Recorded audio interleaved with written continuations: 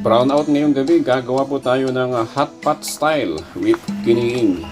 Kailangan natin ng bawang, piraso ng sibuyas, konting mantika, kahit na yung used oil, pwede na yan, konti lang. Tapos unahin po natin yung ating kiniing. Ito yung light lang po natin.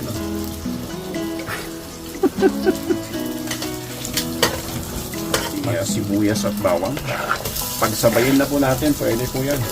No, ang paggigisa po ay ginagawa natin yan para lumabas yung flavor ng bawang at sibuyas. Okay na po yung ating bawang at saka sibuyas. Ilalagay po natin yung ating chicken.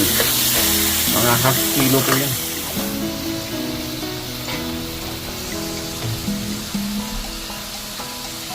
Saka po natin lagyan ng maraming tubig.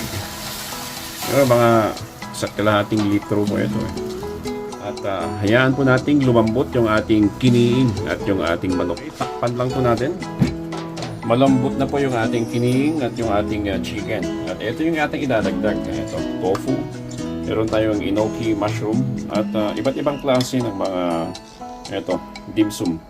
Meron tayong crab stick, fishball, kikiam. Substitute po yan para sa seafoods.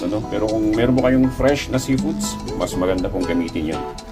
Okay, so ang hot pot po, iba't ibang klase po yan ng mga meat, vegetable. Depende po kung ano pong gusto nyo ilagay. Okay? So, ilagay na po natin.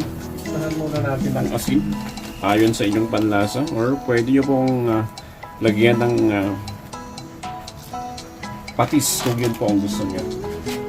Okay, so konting asin. Ito, hindi pwedeng mawala yung paminta natin. Ilagay na po natin lahat. Ang ating tokwa. At yung ating mga iba't ibang klase ng dim sum.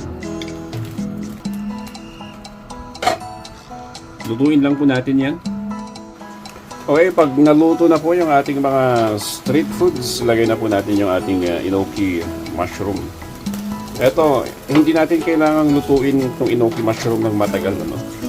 Actually, pagkalagay ko na ito, papatayin ko na yung kanyang apoy. Okay?